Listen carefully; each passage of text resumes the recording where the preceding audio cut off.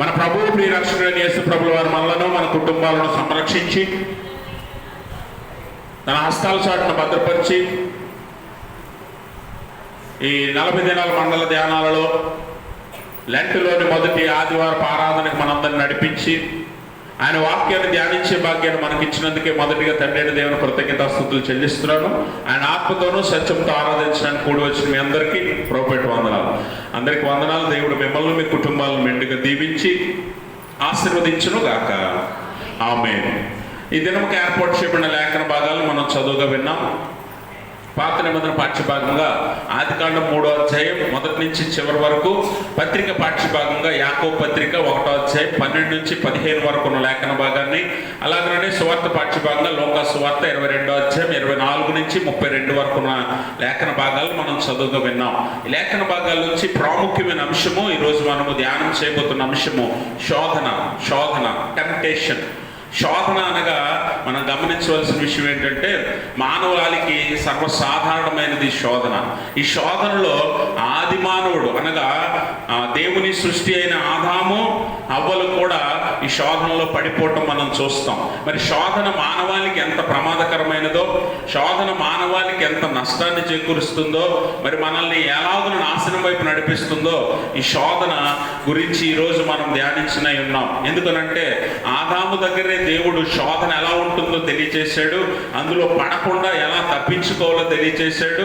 మరి దేవుడు మన కొరకు ఏర్పాటు చేసిన రక్షణ ప్రణాళికను కూడా అక్కడే మనకు బయలుపరిచాడు. కాబట్టి ఈ శోధన అనేది అందరి జీవితాల్లో ఎదురయ్యేదే, కానీ దాన్ని ఎదుర్కోవటానికి మనం చేయవలసిన పని ఏంటో ఈరోజు ఈ లేఖనం ద్వారా మనం ధ్యానం చేద్దాం. చదువుకున్న పాత నిబంధన పాఠ్యభాగం ఆదికాండం 3వ అధ్యాయంలో మరి ఆదాము అవ్వల జీవితంలోనికి మరి అపవాది ఎలా ప్రవేశించి వారిని ఎలా శోధించాడో మనం ఇక్కడ చూస్తూ ఉంటాం. 2వ అధ్యాయంలో ఆదాము అవ్వలు చక్కని జీవితాన్ని జీవిస్తారు, దేవుని చేత ఆశీర్వాదాన్ని రుచి చూస్తారు.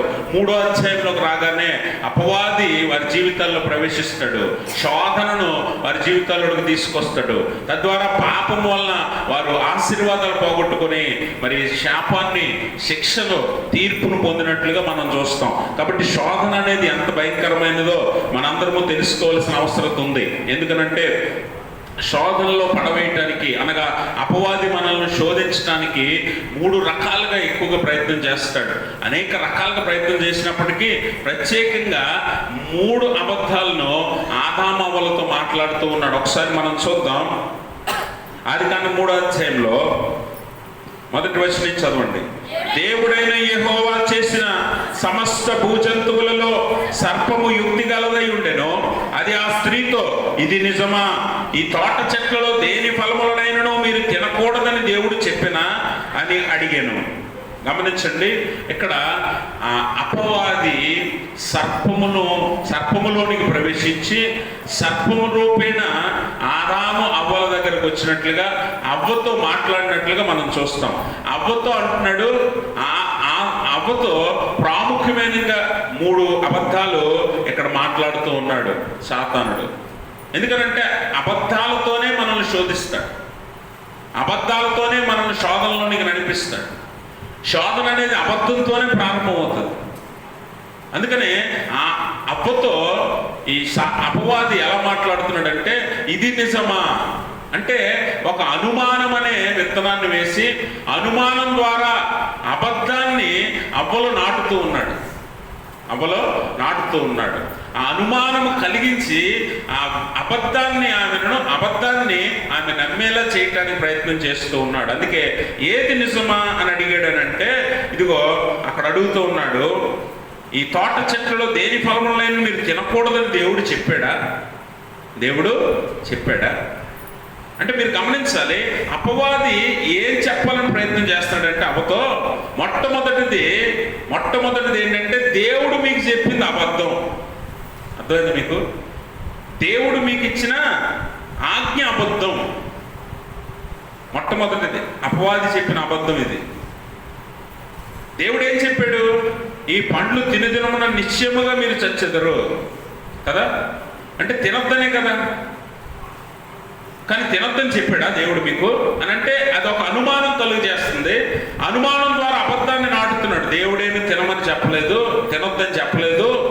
కాబట్టి మీరు తినొచ్చు అనే ఒక వర్తమానాన్ని అమ్మకు అందిస్తున్నాడు. కాబట్టి అబద్ధం, మొట్టమొదటి అబద్ధము అపవాది చెప్పింది ఏంటంటే దేవుడు అబద్ధం చెప్పాడు, దేవుడు ఆజ్ఞ తప్పు. రెండవది ఏంటో తెలుసా? మరణము లేదు, మరణము లేదు. అందుకే మీరు చావనే చావరంటుంది. దేవుడు ఏం చెప్పాడు? ఆ పండు దినమున మీరు నిశ్చయముగా చచ్చుతారు. ఇక్కడే ఉన్నారా? మరి అలా ఉన్నారండి బొమ్మల్లాగా? దేవునికి స్తోత్రం. దేవుడు ఏం చెప్తున్నాడు? ఈ పండు దినమున మీరు నిశ్చయముగా.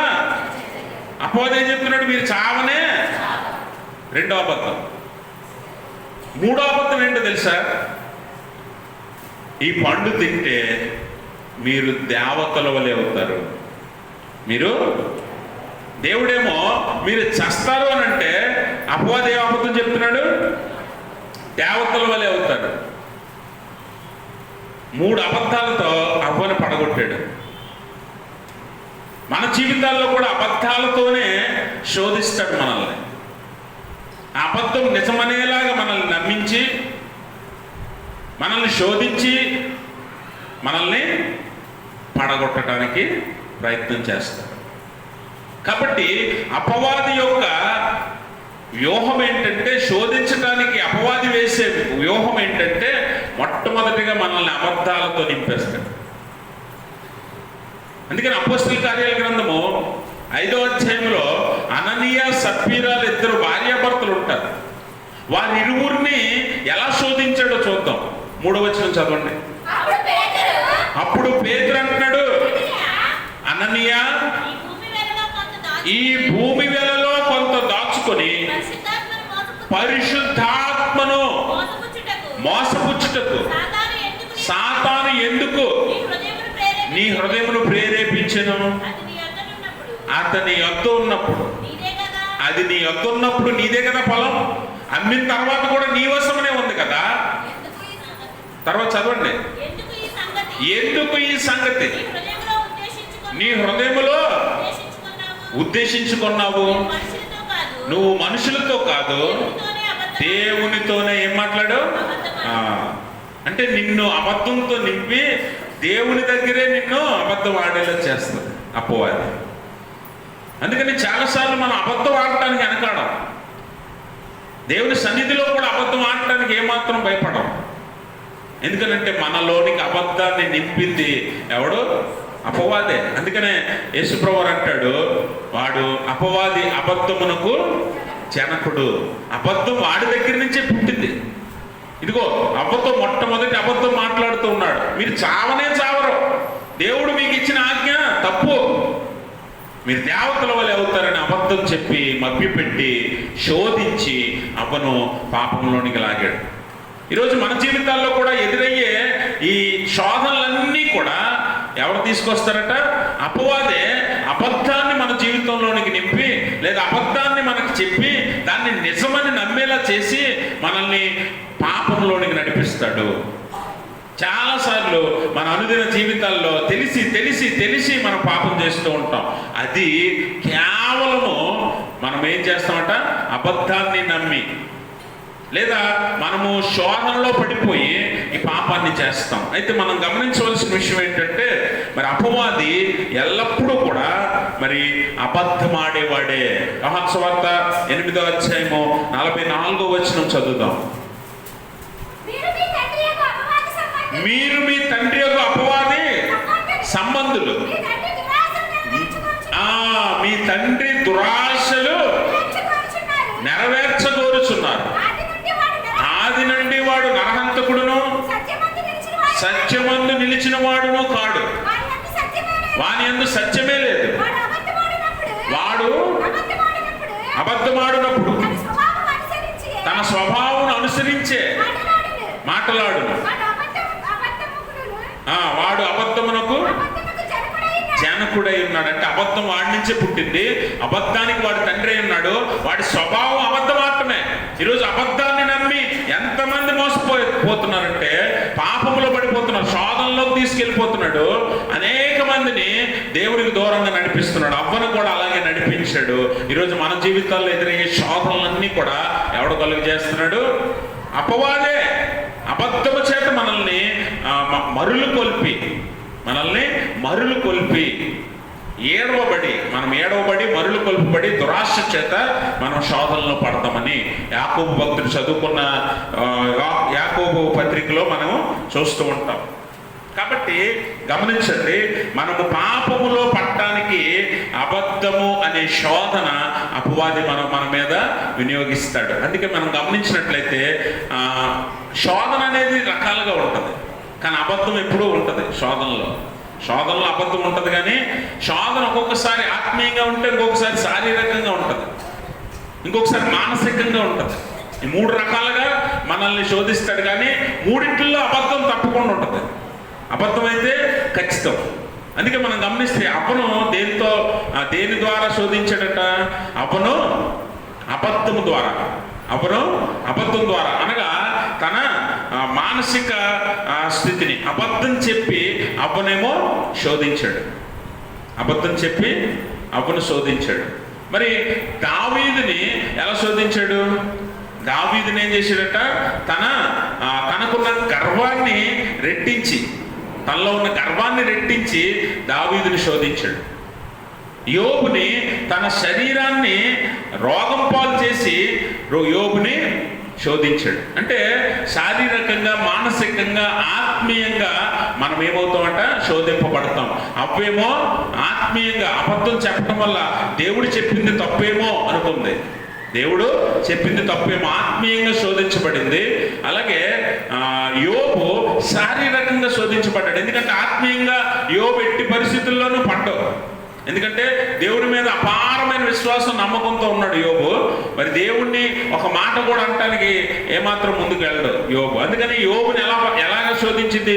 శరీరంతో శోధించింది. అనగా శారీరక నొప్పి, రోగం, బాధ, వ్యాధి వలన యోబుని శోధించింది. అలాగే దావీదుని దేని ద్వారా శోధించిందట?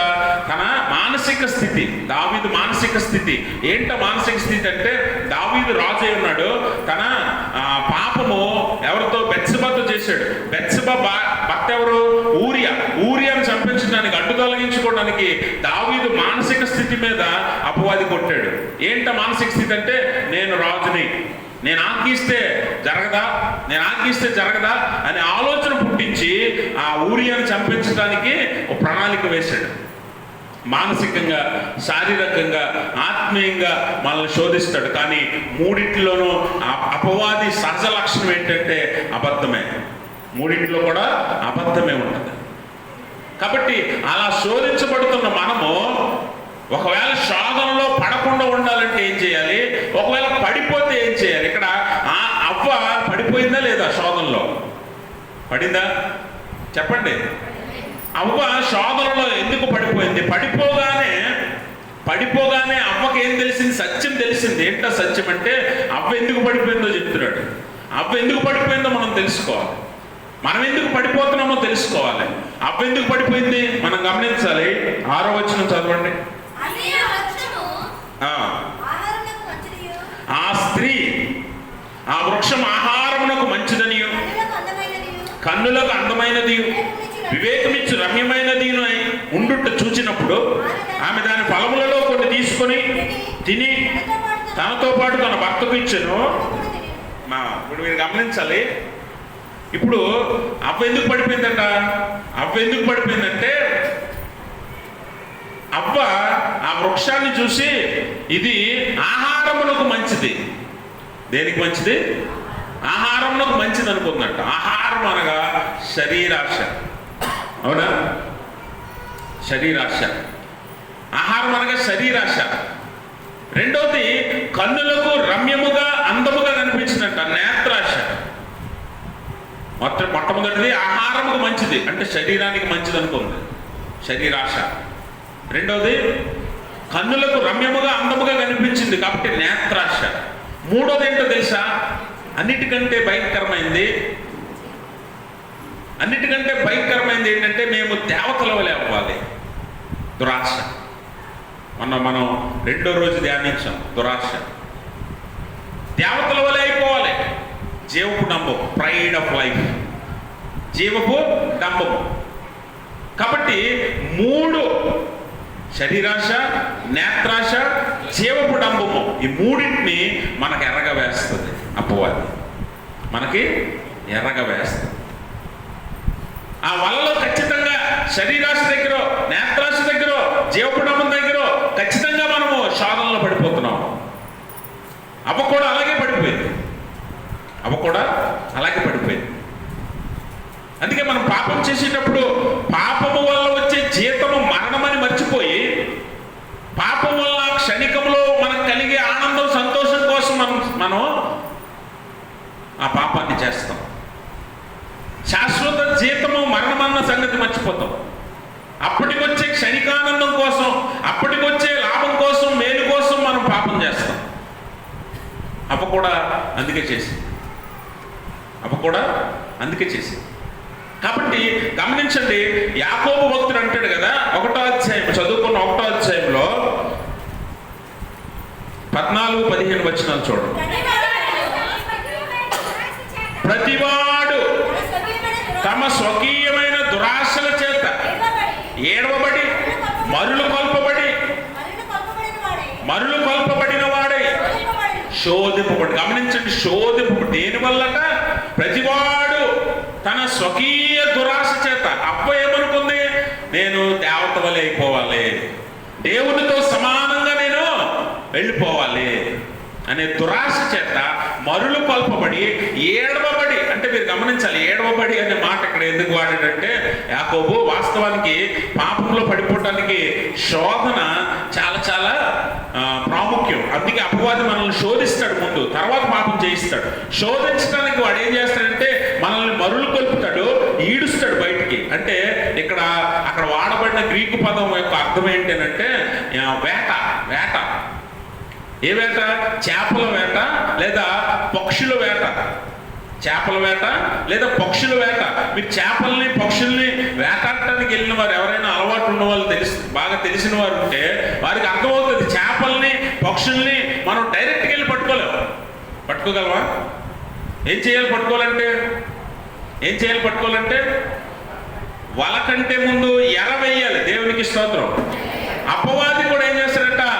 ఈ వల కంటే ముందు ఎరేస్తాడు. వల ఎప్పుడైనా వేసుకోవచ్చు, ఎరకు దొరికితే, అవునా?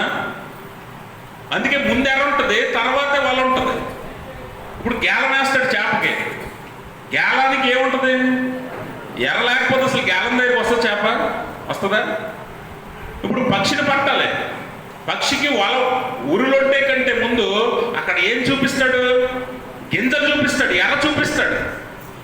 పక్షి అయినా చేప అయినా వలను బట్టో లేకపోతే గేలాన్ని బట్టో రాదు, కానీ ముందేసిన ఎరను బట్టి వస్తుంది. అందుకే ఏడవబడి అంటే ఎక్కడో కాకుండా దాన్ని బయటికి లాగుతాం చేపని కదా. ఎక్కడో ఎగురుతున్న పక్షిని బయటికి తీసుకొస్తాం. నువ్వు కూడా అలాగే ఎక్కడో కాకుంటావు, క్షేమంగా ఉన్నాను అనుకుంటావు, దేవుడి దగ్గర ఉన్నాను అనుకుంటావు. నిన్ను పాపంలోనికి ఏడవాలంటే ఏం చేయాలంట? శోధనని ఎరేస్తాడు. అందుకే అందులో జీవపడమ్మం ఉంటుంది, నేత్రాశ ఉంటుంది, శరీరాశ ఉంటుంది. 3టిని నీకు ఎర్రగా చేసి పాపంలోనికి లాగుతాడు నిన్ను. అందుకే ఏడవబడి మరులు కొల్పబడి అంటే మప్పి పెడతాడు. ఇదే నీకు మేలు, ఇదే నీకు ఆశీర్వాదం, ఇదే నీకు మంచిదే అని నిన్ను మప్పి పెట్టి మరులు కొల్పి నిన్ను ఈడ్చి బయటికి పాపంలో తీసుకెళ్తాడు అపవాది. ఒక పక్షిని వేటగాడు ఎలా పట్టుకుంటాడో, ఒక చేపను వేటగాడు ఎలా పట్టుకుంటాడు. అందుకనే అపవాది ఎలా ఉన్నాడంటే, ఎవరిని మింగుదునా అని గర్జించి సింహం వలె అటు ఇటు తిరుగుతున్నాడట. మన కోసం మనం ఎప్పుడు దొరుకుతామో అన్నట్లుగా అపవాది ఎదురు చూస్తూ ఉన్నాడు. కాబట్టి గమనించండి, శోధన అనేది ఎప్పుడు కూడా బయట నుంచి వస్తుంది. ఎర్ర ఎవడేస్తాడు? మనకు మనం వేసుకుని దొరకం కదా. మనకు మనం ఎవడో వేసుకోడు ఎర్ర కదా. ఎర్ర ఎవడేస్తాడు? ఎర్ర బయట నుంచి రావాలి. అంటే శోధన ఎప్పుడు కూడా ఎక్కడి నుంచి వస్తుందట? బయట నుంచి, అనగా శోధకుడి నుంచి, అనగా అపవాది నుంచి. అందుకని యాకోబు భక్తుడు అంటాడు, ఎవడైనా శోధింపబడిన ఎడల దేవుని వలన, చదవండి, నేను చెప్పింది చదవండి అమ్మా, తర్వాత చదవండి. శోధన ఎవడైనా శోధింపబడిన ఎడల నేను దేవుని చేత శోధింపబడుచున్నానని అనకూడదు. ప్రతివాడు తన స్వకీయమైన ఏడవబడి మరులు కొల్పబడిన వాడై శోధింపబడను. చాలండి. శోధించుట అనగా శోధించుట ఎవడు చేస్తాడట? దేవుడు చేయడట. దేవుడు శోధించడట. దేవుడు శోధనను అనుమతిస్తాడు. దేవుడు శోధన మన జీవితంలో అనుమతిస్తాడు. ఎందుకంటే it is also a test of faith, విశ్వాస పరీక్ష అది కూడా. అందుకని దేవుడు శోధనను అనుమతిస్తాడు, కానీ ఆయన మనల్ని శోధించడు. ఆయన మనల్ని శోధించడు. శోధించేవాడు ఎవడంటే అపవాదే. శోధించేవాడు ఎవడు? అపవాదే. అందుకే మనం గమనించినట్లయితే ఈ అపవాది ఆఖరికి యేసు ప్రభువుని కూడా శోధించాడు. మత్తయి సువార్త 4వ అధ్యాయంలో మనం చూస్తే, మత్తయి సువార్త 4వ అధ్యాయంలో యేసు ప్రభువుని 3 రకాలుగా ఆయన శోధిస్తూ ఉన్నాడు. ఆయన్ని శోధించాడు అపవాది. మొట్టమొదటిది ఏంటి? మొట్టమొదటి శోధన చూడండి, మత్తయి సువార్త 4వ అధ్యాయంలో. అప్పుడు యేసు అపవాది చేత శోధింపబడుటకు ఆత్మ వలన అరణ్యమునకు కొనుపోబడిన 40 దినములు 40 రాత్రులు ఉపవాసం ఉండిన పిమ్మట ఆయన ఆకలి కొనగా. మొట్టమొదటి శోధన ఏంటంట? ఆకలిగా ఉన్నప్పుడు రాళ్ళను రొట్టెలుగా చేసుకోమంటుంది. నీవు దేవుని కుమారుడు అయితే ఈ రాళ్లను రొట్టెలుగా మార్చుకుని ఆకలి తీర్చుకో అంట. శరీరాశ. ఏంటిది? శరీరాశ. ఎందుకంటే శరీరాన్ని పెంచి పోషించుకోవడానికే మన ప్రయాసం అంతా. అందుకనే లోకపరమైన సామెత ఉంది, కోటి విద్యలు దేని కొరకు? ఈ జానుడి పొట్ట కొరకే. దీనికోసం మోసం చేస్తాం, దీనికోసం అబద్ధం ఆడతాం, దీనికోసం ఎవరినో ఒకరిని పాడు చేస్తాం. ఇలా అనేక రకాలుగా ఈ పొట్ట కోసమే. అందుకని మొట్టమొదటి ఆశ శరీరాశ. యేసు ప్రభువారిని కూడా అలాగే శోధిస్తున్నాడు. మనం గమనించాలి. యేసు ప్రభువారు ఒక చోట అంటాడు, మీరు కేకలేకపోతే ఈ రాళ్ళు దేవుని స్తుతిస్తాయి. ఈ రాళ్ళు కేకలేస్తాయి. రాళ్లతో కేకలే పెట్టించిన దేవుడు రాళ్లను రొట్టెలుగా మార్చలేడా? కానీ ఎందుకు మార్చలేదు? ఇది శోధన అని తెలుసు ఆయనకి. ఇది శోధన అని తెలుసు. అందుకే శరీరాశ మొట్టమొదట. తర్వాత రెండవ శోధన ఏంటంట? నీవు దేవుని కుమారుడు అయితే కిందకి దుమ్ముకుము, ఆయన నిన్ను గూర్చి తన దూతలకు ఆజ్ఞాపించును, నీ పాదం ఎప్పుడైనా రాతికి తగలకుండా వారు నిన్ను చేతులతో ఎత్తుకొందురు. గమనించండి, ఇక్కడ ఈ దేవాలయపు శిఖరం మీదకి తీసుకెళ్ళి అక్కడి నుంచి కిందకు దూకమని యేసు ప్రభువారిని శోధిస్తూ ఉన్నాడు. ఈ శోధనలో మనము గమనించాలి, జీవపు డంబాన్ని మనము చూడొచ్చు. ఎందుకంటే నీ కోసం నీ దేవుడు తన దూతలకు ఆజ్ఞాపిస్తాడు. నిన్ను గొప్పగా చూస్తాడు దేవుడు. నిన్ను నేల తగలకుండా, నీ కాలు నీ పాదము నేల తగలకుండా నిన్ను కాపాడతాడు. మూడోది, సర్వలోకాన్ని చూపించి ఏమంటున్నాడు? నీవు సాగిలపడి నాకు నమస్కారం చేసిన ఎడల వీటన్నిటిని నీకు ఇచ్చేదను.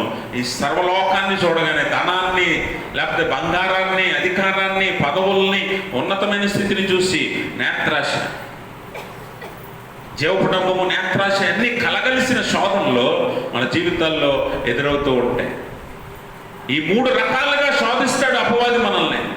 శోధన మన జీవితంలోకి సర్వసాధారణంగా వస్తుంది, సర్వసాధారణంగా. కానీ శోధించేవాడు అపవాదే, కానీ దేవుడు కాదన్న విషయాన్ని మనం ఇక్కడ జ్ఞాపకం చేసుకోవాలి. కాబట్టి శోధన సర్వసాధారణంగా వస్తే మన జీవితంలోకి ఎప్పుడు ఎదురవుతుంది. కానీ శోధనలో పడిపోవడానికి గల కారణం ఎవరండి? శోధనలో మనం పడిపోవడానికి గల కారణం ఎవరంట? మనమే. దేవునికి స్తోత్రం. శోధనలో పడిపోవడానికి గల కారణం ఎవరంట? మనమే. అందుకనే శోధన బయట నుంచి వచ్చినప్పటికీ నిర్ణయం ఎవరు తీసుకుంటారు? హృదయంలో నుంచి రావాలి. నిర్ణయం ఎక్కడి నుంచి వస్తుంది? హృదయంలో నుంచి. మీరు గమనించాలి, అపవాదికి బలవంతంగా పండు తినిపించలేదు అపవాది, అవ్వకి బలవంతంగా అపవాది పండు తినిపించలా, శోధించాడు అంతే.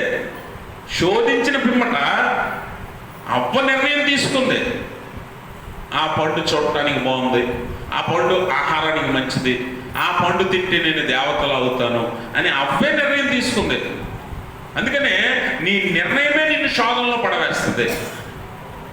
నీ నిర్ణయమే నిన్ను శోధనలో పడేస్తుంది. అందుకని యాకోబు అంటాడు, శోధన సహించువాడు ధన్యుడు, అతడు శోధనకు నిలిచిన వాడై ప్రభు తన్ను ప్రేమించిన వారికి వాగ్దానము చేసినటువంటి జీవ కిరీటమును పొందును. గమనించారా? శోధన సహించి నిలవాలట, అంతము వరకు సహించుకోవాలట, శోధనని ఎదిరించి నిలవాలట. అంటే శోధన రావటం సహజం, అందరికి వస్తుంది. యేసు ప్రభు వారికే వచ్చింది, యేసు ప్రభు వారికే వచ్చింది. మరి చదువుకున్న సువార్త పాఠ్యభాగం మనం చూస్తే లోక సువార్త 22వ అధ్యాయంలో 24వ వచనం చూడండి. ఆ మాట చాలు, అక్కడ ఆపేయండి. ఎవరు మాట్లాడుకుంటున్నారు ఈ మాటలు? శిష్యులు. తమలో ఎవడు గొప్పవాడు?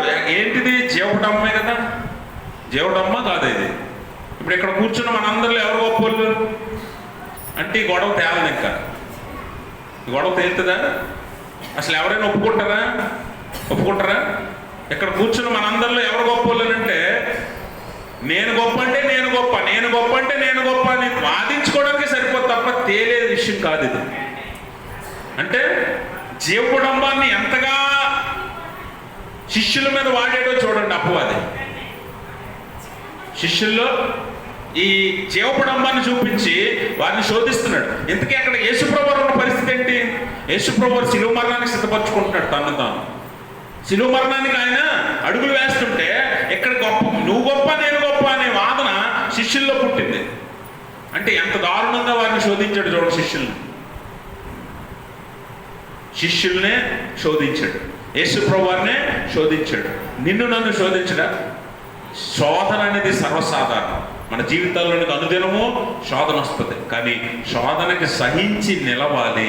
శోధనను సహించి మనము నిలవాలని దేవుని వాక్యము తెలియజేస్తుంది. ఎందుకంటే ఈ లోకంలో ఉన్నదంతా, యోహాను భక్తుడు అంటాడు కదా, 1 యోహాను పత్రిక 2వ అధ్యాయం 16వ వచనంలో, ఈ లోకంలో ఉన్నదంతా శరీరాశ, నేత్రాశ, జీవపు డంబము. చదవండి 2:16. లోకంలో ఉన్నదంతయు శరీరాశయు, నేత్రాశయు, జీవపు డంబము తండ్రి వలన పుట్టినవి కావు. అవి లోక సంబంధమైనవి, అపవాది సంబంధమైనవి. కాబట్టి దేవుడి నుంచి వచ్చేది కాదు శోధన, దేవుడి నుంచి శోధన రాదు. కాబట్టి గమనించండి, శిష్యులలో కూడా నువ్వు గొప్ప నేను గొప్ప అనే ఒక జీవపడంబం అనే ఆశ వారికి చూపించి శోధించడానికి ప్రయత్నం చేస్తూ ఉన్నాడు. అందుకే యేసుప్రభువు అంటాడు, ఈ లోకంలో అయితే అధికారం కలిగిన వాడు మీ మీద అధికారం చేస్తూ దయగలిగిన వాడిగా పేరు అందుతాడు, కానీ మీలో అలా ఉండకూడదు, మీరు అలా ఉండకూడదు. మీరు ఎలా ఉండాలట? గొప్పవాడు చిన్నవాడిగాను, అధిపతి పరిచారకుడిగాను ఉండాలి, అధిపతి పరిచారకుడిగానే ఉండాలి అని యేసుప్రభు వారు ఏం చేశాడంటే, ఆయన లేచి నడుముకు ఆ తుండు కట్టుకొని పళ్ళెంలో నీళ్ళేసి శిష్యుల పాదాలు కడుగుతున్నాడు. అందులో ఒక ప్రాముఖ్యమైన పాఠాన్ని వారికి కూడా నేర్పించాడు. ఏంటో తెలుసా? మీలో ఎవడు గొప్పోడు అన్నది ఇక్కడ ప్రాముఖ్యమైన విషయం కాదు. ఎందుకంటే దేవుని దృష్టికి అందరూ సమానమే అని చెప్పడానికి ఆయన ఏం చేశాడంటే, వాస్తవానికి అపోస్తులందరిలో నాయకుడు ఎవరు? ఎవరండి? అసలు అపోస్తులు ఎవరో తెలుసా మీకు? తెలుసా? అపోస్తులు ఎవరో తెలుసా మీకు? ఎంతమంది చెప్పాలి? ఎంతమంది? ఈ 12 మందిలో నాయకుడిగా ఉన్నవాడు, మొదటివాడిగా ఉన్నవాడు ఎవరు? పేతురు. అందరికంటే వయసులో, యేసుప్రభు వారి కంటే వయసులో పెద్దవాడు పేతురు నాయకుడిగా ఉన్నప్పటికీ పేతురులో కూడా ఒక ఆలోచన వచ్చి ఉంటుంది, అందరికంటే నేనే పెద్దోడు కాబట్టి నేనే గొప్పోడిని, నేనే నాయకుడిని అని పేతురు అనుకుని ఉండొచ్చు. లేకపోతే యేసుప్రభు వారికి దగ్గరగా ఉన్న వాళ్ళు యోహాను యాకోబులు, మా అన్నయ్య కదా యేసుప్రభు వారు, మాకంటే గొప్ప వాళ్ళు ఎవడుంటాడు ఇందులో అని వాళ్ళు అనుకోవచ్చు. అలా ఒక్కొక్క శిష్యుడికి ఒక్కొక్కటి. ఇప్పుడు ఇస్కరియోతు యోధా ఉన్నాడు. ఇస్కరియోతు యోధా ఏమనుకుంటాడు, అందరూ ఏ పని చేసినా డబ్బు నాకేస్తున్నారు కాబట్టి, డబ్బు సంచి నా దగ్గర ఉంటుంది కాబట్టి నేనే గొప్పవాడిని అని పేతురు ఇస్కరియోతు యోధా అనుకోవచ్చు కదా. ఇలా అనేక రకాలుగా ఒక్కొక్కరు ఒక్కొక్క విషయం నేను గొప్పవాడిని అనుకుంటున్నారు. కానీ యేసుప్రభు వారు కాళ్ళు కడగడం మొదలెట్టిన తర్వాత పేతురు దగ్గర నుంచి మొదలెట్టలేదు. కాళ్ళు కడగడం పేతురు దగ్గర నుంచి మొదలు పెట్టలేదు. ఆయన కడుగుతూ వచ్చి పేతురు దగ్గరికి వచ్చాడు. మరి పేతురు గొప్పవాడైతే, పేతురు మొదటోడైతే, పేతురే ప్రాముఖ్యమైనవాడైతే పేతురు దగ్గర నుంచి మొదలు పెట్టాలి కదా. పేతురు దగ్గర నుంచి మొదలు పెట్టాలి అంటే దాన్ని బట్టి మనం అర్థం చేసుకోవాలి ఏంటంటే, యేసుప్రభు వారి దృష్టిలో అందరూ సమానమే, దేవుని దృష్టిలో అందరూ సమానమే. గొప్ప లేదు, తక్కువ లేదు. శిష్యుల్లో నువ్వు గొప్ప నేను గొప్ప అని వాదం పుట్టింది. ఈరోజు మనలో కూడా నువ్వు ఎక్కువ నేను ఎక్కువ, నువ్వు గొప్ప నేను గొప్ప, నువ్వు తెలివైనడువా నేను తెలివైనడున్నా, నువ్వు ధనవంతుడివా నేను ధనవంతుడినా, నువ్వు ఎక్కువ చదివావా నేను ఎక్కువ చదివానా, నువ్వు ఎక్కువ సంపాదిస్తున్నావా నేను ఎక్కువ సంపాదిస్తున్నానా. ఇవన్నీ మనలో కలిగేవేగా. అనుదినము మనం ఎదుర్కొనే శోధనలు ఇవే. ఈ శోధనలన్నింటి నుంచి మనం తప్పించుకోవాలంటే మనం చేయవలసింది ఏంటో తెలుసా? యేసుప్రభు వారు మత్తయి సువార్తలో ఆయన శోధింపబడినప్పుడు అపవాదిని ఎదిరించిన ఆయుధం ఏంటో తెలుసా? వాక్యము. దేవునికి స్తోత్రం. ఆ వాక్యము నీ దగ్గర ఉన్నప్పుడు, ఆ వాక్యము నువ్వు చేతబట్టినప్పుడు అపవాదిని ఎదిరించగలవు. ఒక పెద్ద వరద వస్తుంది, లేదంటే గాలి తుఫాన్ వస్తుంది. ఈ బాగా గాలి వేస్తున్నప్పుడు చాలాసార్లు గాలిలో కార్లు కూడా కొట్టుకుపోతూ ఉంటాయి. చూసారు ఎప్పుడైనా? అలా కార్లు కొట్టుకుపోతున్నప్పుడు నువ్వు ఒక్కడే నిలబడ్డావు అనుకో, నువ్వు ఎంత బలంగా నిలబడినా నేలను కొట్టుకొని ఉండగలవా? అప్పుడు నువ్వు నిలబడాలంటే ఏం చేస్తావు? ఒక కర్రనో, లేకపోతే ఒక స్తంభాన్నో, లేకపోతే గోడనో, ఏ దగ్గర ఉంటే దాన్ని గట్టిగా పట్టుకుంటావు. ఇప్పుడు శోధన మనము తట్టుకొని నిలబడాలి అంటే, శోధనలో నిలవాలంటే, సహించుకోవాలంటే వాక్యాన్ని గట్టిగా పట్టుకోవాలి. వాక్యమే ఆయుధము దేవుడు మనకు చెప్తున్నాడు. కాబట్టి యేసుప్రభు కూడా అందుకే రాళ్లను రొట్టెలుగా మార్చే శక్తి ఆయనకు ఉన్నప్పటికీ ఆయన అపవాదిని తన శక్తి చేత కాదు, వాక్యము చేత ఎదిరిస్తున్నాడు. వాక్యం చేత ఎదిరిస్తున్న కొన్నిసార్లు మనలో ఇవి వచ్చేస్తాయి. ఏంటంటే యేసుప్రభు వారిని ఒక విధంగా అపవాది శోధనలో పడగొట్టడానికి ఏం చేస్తున్నాడంటే రెచ్చగొడుతున్నాడు. ఏంటా రెచ్చగొట్టేతనం అంటే, నువ్వు గొప్పడు కదా, నువ్వు దేవుడు కదా, దేవుని కుమారుడు కదా, నీకు శక్తి లేదా, ఇది రాళ్ళను రొట్టెలుగా చేసి చూపించు. మనల్ని కూడా ఎవడైనా ఇలా రెచ్చగొడతాడు. నువ్వు చేయలేవా అనగానే నేను చేయలేపడం ఏంటి అని లేచి మనం ఆడేం చెప్పాడో తెలియదు కానీ మనమైతే చేస్తాం ముందు. అదే పాపం. అలా చేసే పడిపోతాం పాపంలో. రెచ్చగొట్టేటప్పుడు అపవాది రెచ్చగొడతాడు. నీ శక్తిని బట్టి నేను తక్కువ చేసి మాట్లాడినప్పుడు నీకు అనిపిస్తుంది గర్వం కలుగుతుంది. అదే జీవపు డంబం. నేను తక్కువ ఏంటి, నేను చేయలేను అంటున్నాడు ఏంటి, నేను చేయగలను, నేను చేసి చూపిస్తాను అనే ఒక గర్వము నీకు కలిగజేసి నిన్ను మరులు కలుపుతాడు. అంటే కళ్ళు మూసిపోయేలా చేస్తాడు. అప్పుడే పాపం చేస్తావు నువ్వు. అందుకే యేసుప్రభు రాళ్ళను రొట్టెలుగా మార్చే శక్తి ఆయనకు ఉన్నా ఆయన అలా ఆలోచించకుండా శోధనని జయించడానికి ఆయన చేస్తున్నాడు. వాక్యం అనే ఆయుధాన్ని వాడాడు. అందుకనే మత్తయి సువార్తలో చివరి శోధన అయిపోయిన తర్వాత అపవాదితో యేసుప్రభు అంటాడు, ప్రభువైన నీ దేవుణ్ణి మొక్కి ఆయనను మాత్రమే సేవింపవలనని రాయబడి ఉంది అంటున్నాడు. రాయబడడం అంటే ఎక్కడ రాయబడి ఉండాలి? ధర్మశాస్త్రంలో రాయబడి ఉండాలి, వాక్యంలో రాయబడి ఉండాలి. అందుకని ఆయుధం చేత అపవాదిని యేసుప్రభు జయించాడు కనుక ఈరోజు నువ్వు కూడా ప్రార్థన లేకపోతే వాక్యము చేత అపవాదిని నువ్వు జయించగలవు. వాక్యం చేత అపవాదిని నువ్వు జయించగలవు. కాబట్టి వాక్యమును నువ్వు ఎల్లప్పుడూ వాక్యం ముందు నిలిచి ఉండాలి. వాక్యమే నీకు ఆయుధం. తప్పించుకోవడానికి, సహించటానికి, నిలవటానికి, ఎదుర్కోవటానికి, గెలవటానికి కూడా వాక్యమే నీకు అవసరం. వాక్యం అందుకే ఖడ్గం అంటాడు. 2 అంచుల వాడిగల ఖడ్గం అంటాడు. దీనితో నువ్వు అపవాదిని ఎదిరించవచ్చు, అపవాదిని గెలవచ్చు, ఓడించవచ్చు, సహించి నిలవచ్చు. కాబట్టి వాక్యం లేకుండా నువ్వు దేవుణ్ణి గెలవలేవు. వాక్యం లేకుండా నువ్వు అపవాదిని గెలవలేవు.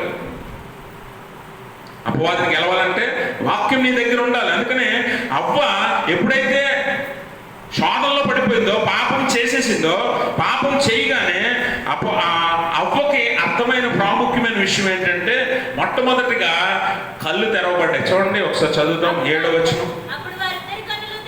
అప్పుడు వారిద్దరి కన్నులు తెరవబడిను, వారు తాము దిగంబరమని తెలుసుకొని అంజూరపాకులు పుట్టి తమకు కచ్చడములను చేసుకుని. గమనించాలి, ఇక్కడ ఆ పాపం చేశారు. మనం కూడా చాలాసార్లు పాపం చేస్తాం. రోమపత్రికలో మరి అపోస్తలుడు పౌలు అంటాడు కదా, 3వ అధ్యాయం 23వ వచనంలో, ఏ భేదము లేదు, అందరూ పాపం చేసి దేవుడు అనుగ్రహించి మహిమను పొందలేకపోతున్నారు. అందరూ పాపం చేస్తాం. We are all sinners. మనందరం పాపులమే. ఆదాము దగ్గర నుంచి ఇక్కడ దాకా అందరూ పాపులే. అయితే మనం పాపం చేసాక ఏం చేస్తామంట? మొట్టమొదటిగా మనం పాపం తెలుసుకుంటాం. ఏంటంటే కళ్ళు తెరవబడతాయి. కానీ ఈ కళ్ళు తెరవబడేవి దేనికంటే మంచి కోసం కాదట, మనకు మేలు కలిగినట్లు కాదట. ఎందుకంటే నిన్న మనము దార్శనికం అనే ఒక అంశాన్ని ధ్యానించాం. దార్శనికం అనగా గుడ్డివారి కళ్ళు తెరవబడ్డాయి. ఆత్మీయ అంధత్వంలో ఉన్న, మనోనేత్రములు గుడ్డితనములో ఉన్న వారిని దేవుడు చూపు కలిగేలా, వెలుగు కలిగేలా చేశాడు. అది వేరు. ఆ కళ్ళు తెరవబడటం వేరు. ఈ కళ్ళు తెరవబడటం దేనికి తెరవబడ్డట?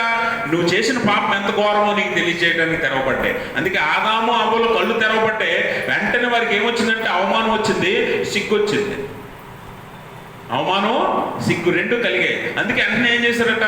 ఆకులు చుట్టుకొని శరీరాన్ని దాచుకున్నారు, కప్పుకొని పొదల్లోకి, చెట్ల చాటుకి వెళ్ళి దాక్కున్నారు. 3 పనులు చేశారు. మూడింటిలో మనం గమనించవలసిన విషయం ఏంటంటే, మొట్టమొదటిది మన పాపం వల్ల మనకు సిగ్గు, అవమానం కలుగుతుంది. అపవాది ఏం చెప్పాడు అవ్వకి? ఇది తినగానే మీరు దేవతలు అయిపోతారు అనగానే గర్వం. కానీ గౌరవము లేకపోతే మర్యాద దక్కలేదు. కానీ పాపం వల్ల ఏం దక్కింది? అవమానం, సిగ్గు.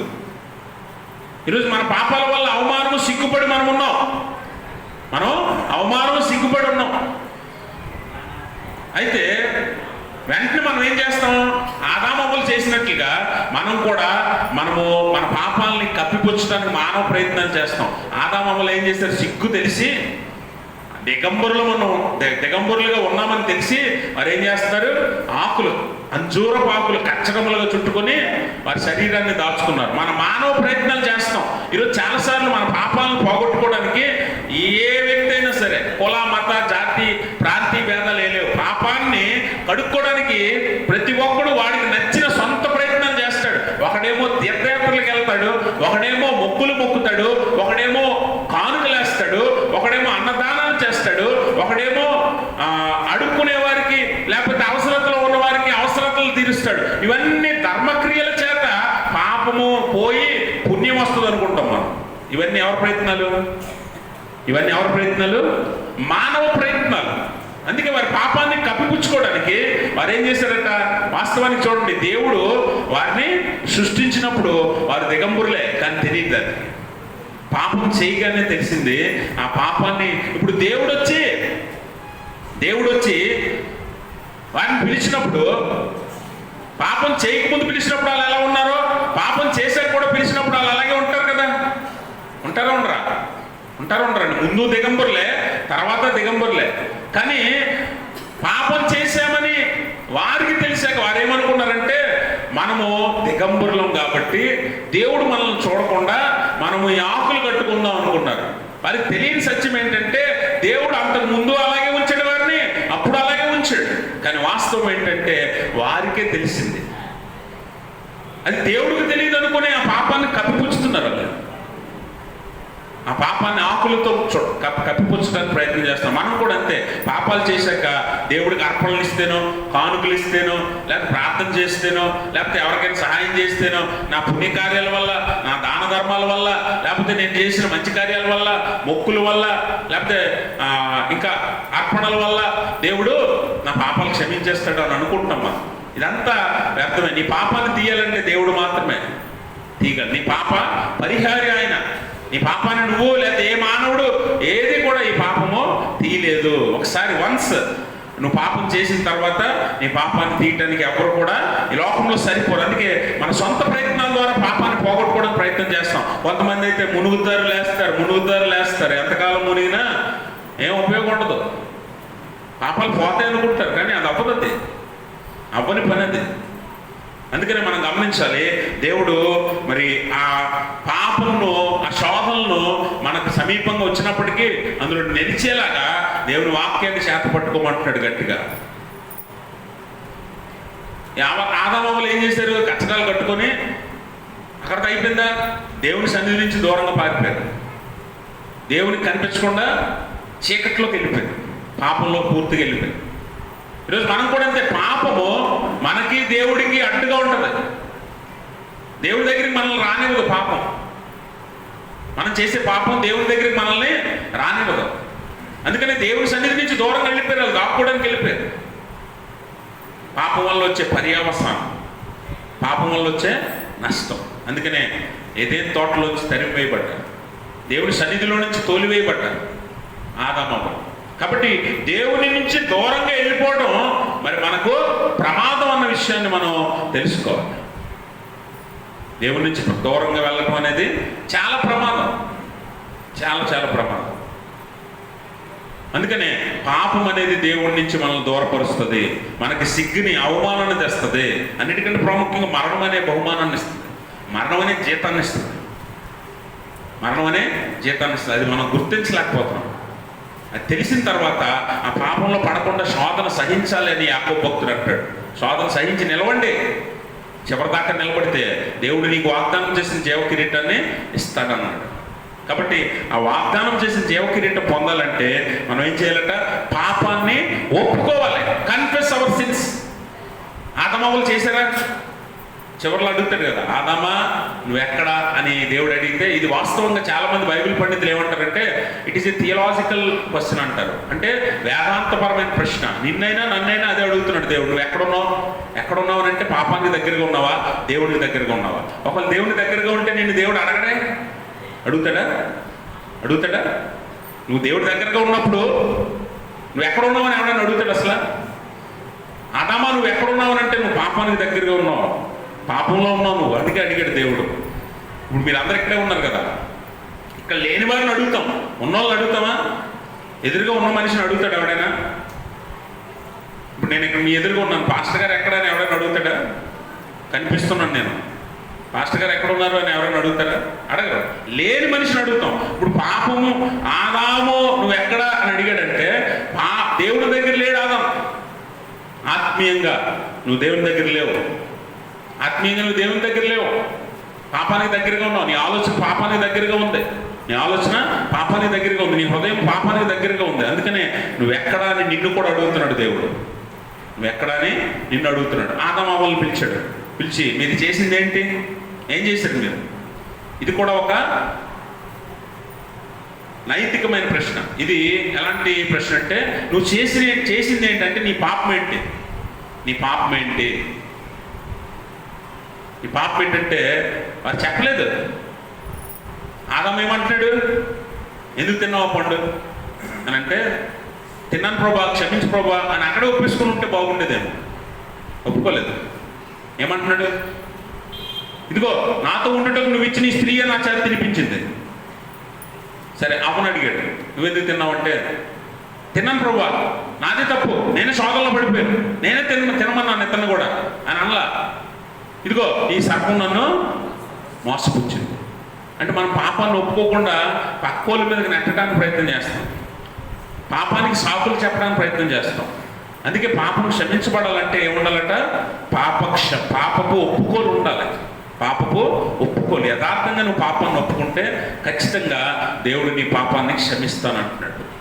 పాపానికి క్షమాపణగా ఆయన నిన్ను దగ్గర చేర్చుకుంటాడు. కానీ మన పాపం ఒప్పుకోలేదు, ఆదామవ్వలు ఒప్పుకోలేదు. వాళ్ళే కాదు, మనం కూడా మన పాపాలని ఒప్పుకోం. మన లూథరన్ ఆర్డర్ ఆఫ్ వర్షిప్లో ఖచ్చితంగా మనం పాపపు ఒప్పుకోలు ఖచ్చితంగా చేస్తాం. అదే కదా మనం అంటాం, ప్రభునందు ప్రియులారా, యథార్థ హృదయంతో మీ తండ్రి అయిన దేవుని సమీపించి ఆయన ఎదుటి మీ పాపములు ఒప్పుకొని మన ప్రభు అయిన యేసుక్రీస్తు పేరట మన క్షమాపణ దయచేయమని ఆయనను వేడుకొందము. ఈ మాట నేను ప్రతి వారం చెప్తాను, మీరు ఎప్పుడైనా గ్రహించారు అసలు ఈ మాట ఏంటని? ఈ మాట లోతెంతో మీకు తెలుసా? ఈ మాట లోతెంతో మీకు తెలుసా? అసలు ఏదో పాస్టర్ గారు ఆరాధన చెప్పుకుంటూ వెళ్ళిపోతారులే, అయిపోతే కూర్చుందాం అని చూస్తారు చాలామంది. ఎందుకంటే నిలబెట్టి చేస్తాం కదా ఆరాధన. అది అయిపోతే కూర్చుండిపోదాం అని చాలామంది చూస్తుంటారు. కానీ ఏం చెప్తున్నామా అన్నది లోతుగా గ్రహించగలిగితే, ప్రభునందు ప్రియులారా, యథార్థమైన హృదయంతో నీ తండ్రి అయిన దేవుని సమీపించి పిలవగానే ఆయన దగ్గరికి వస్తాం కదా. దానికంటే ముందు అందుకే ఇన్వొకేషన్ ఉంటుంది. దేవుణ్ణి రమ్మని, దేవుణ్ణి మన దగ్గరికి రమ్మని, మన మధ్యలోనికి రమ్మని ఆహ్వానిస్తాం. నీ వెలుగును నీ సత్యమును బయలుదేర చేయము, అవి నాకు త్రోవ చూపును అని మనం పిలుస్తున్నాం కదా. బయలుదేర చేయము అనగా ఆయన మన మధ్యలోకి వస్తాడు ఆయన సన్నిధి. అలా ఉన్నప్పుడు ఆయన సమీపించి నీ పాపాలను యథార్థ హృదయంతో ఆయన నీ తండ్రి అయిన దేవుని సమీపించి ఆయన ఎదుట నీ పాపములు ఒప్పుకొని మనకు క్షమాపణ దయచేయమని, మన ప్రభువైన యేసుక్రీస్తు నామమున మనకు క్షమాపణ దయచేయమని ఆయన్ని మనము వేడుకోవాలి. ఈ యథార్థ హృదయంతో ఎవడైతే పాపం ఒప్పుకుంటాడో వాడి పాపం తుడిచివేస్తాడు దేవుడు. వాడి పాపాన్ని తుడిచివేస్తాడు దేవుడు. గమనించండి ప్రభువునందు ప్రియమైన స్నేహితులారా, దేవుడు మనకిచ్చిన అవకాశం మనం వినియోగించుకోవాలి. ఎందుకంటే అందరం పాపులమే, ఎక్కడో దగ్గర పాపంలో పడిపోయాము. కాబట్టి ఇప్పుడైతే దేవుడు మన కోసం ఏర్పాటు చేసిన ఆయన ప్రణాళిక, రక్షణ ప్రణాళికల కృపలోనికి మనం రావాలి. శోధనలో పడిపోతున్నాం అందరం. ఆదాం పడిపోయాడు, మనం పడిపోతున్నాం, అందరం పడిపోతున్నాం. ఇప్పుడు పడిపోయాం కాబట్టి, పాపం చేస్తాం కాబట్టి తర్వాత ప్రత్యామ్నాయం ఏంటని చూడాలి. అంటే పాపం నుంచి బయటపడే మార్గం ఏంటో చూడాలి. అంతేనా కాదా? నడుస్తూ ఉన్నాం, రోడ్డు మీద వెళ్ళిపోతూ ఉన్నాం, పొరపాటు కాలు జారి కాళ్ళలో పడ్డావు, పక్కన సైడ్ కాళ్ళలో పడిపోయావు. ఎంత బాగుంది ఎక్కడికే తిండి, నాకు అన్నం భోజనం నిద్ర అన్ని ఇక్కడే చేస్తానని ఉంటావు. అందులో ఉంటావా? వెంటనే లేచి వెళ్ళిపోవా కడుక్కొని? పాపం కూడా అంతే. పాపంలో పడిపోయిన తర్వాత అందులో ఉండిపోవడం కాదు, లేచి బయటికి రావాలి.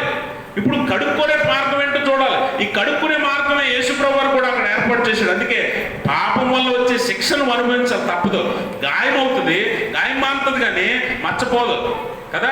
పాపం, నువ్వు చేసిన పాపం వల్ల నీ పాపం క్షమించబడినప్పటికీ దానివల్ల వచ్చే మచ్చ లాంటి శిక్షను నువ్వు అనుభవించాలి. అందుకే ఆదాము అవ్వల్ని దేవుడు ఏమంటున్నాడంటే, ఆదాము నువ్వు నీ భార్య మాట విని నేను తినొద్దన్న పండు తిన్నావు కాబట్టి నువ్వేం చేయాలట? నువ్వు కష్టపడాలి, చెమటోడ్చాలి, చివరికి మన్ను కాబట్టి మన్ను అయిపోవాలి.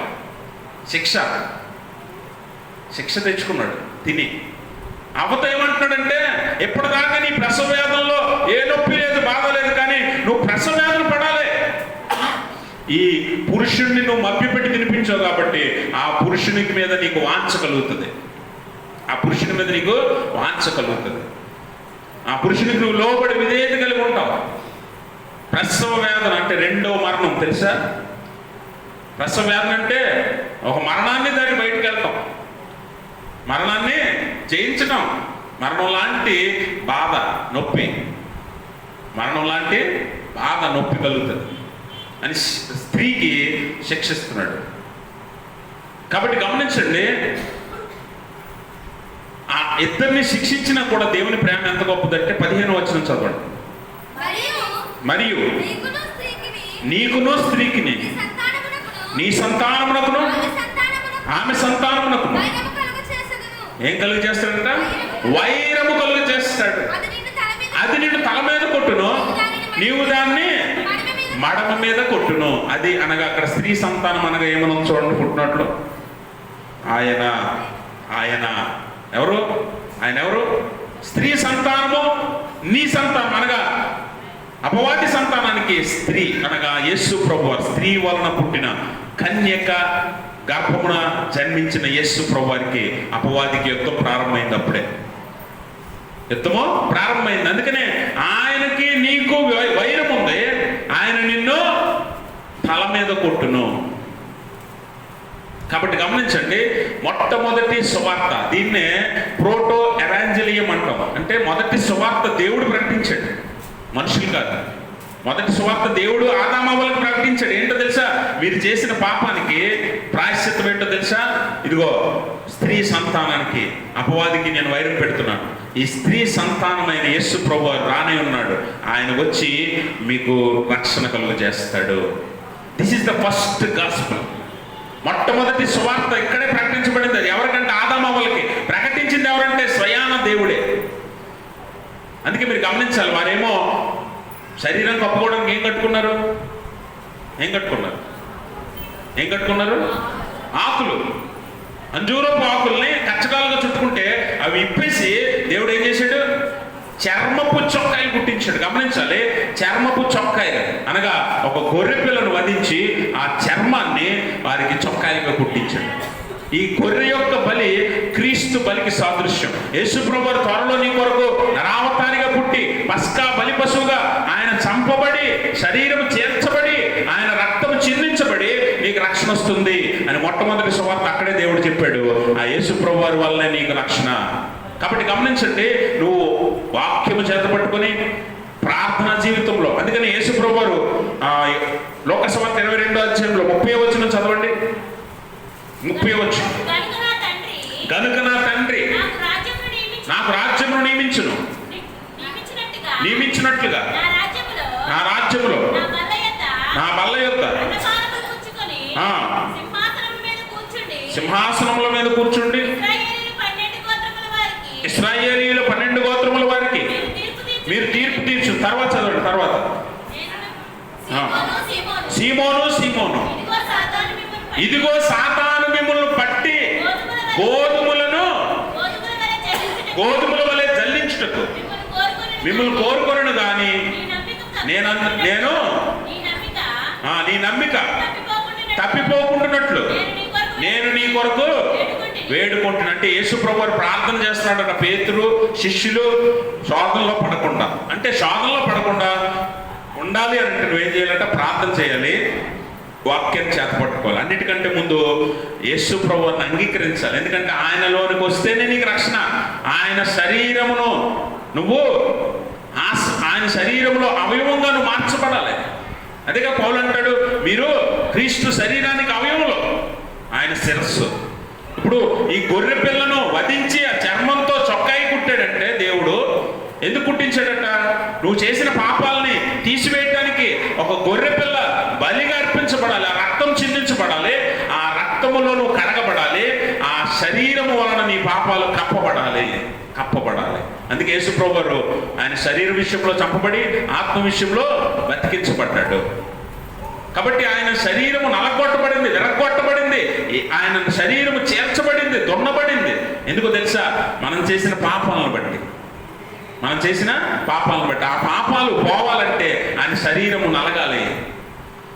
మన పాపాలు కడగబడాలంటే ఆయన రక్తము, యేసు రక్తము మనల్ని ప్రతి పాపం నుండి పవిత్రులంగా చేయును. ఆ రక్తం చిందించబడాలి. అందుకని యేసుప్రభు వారు ఏర్పాటు చేసింది ఏంటంటే, శోధనలో పడకుండా నువ్వు ప్రయత్నం చేయి. ఎందుకంటే పడిపోయావు, పాపం చేసావు.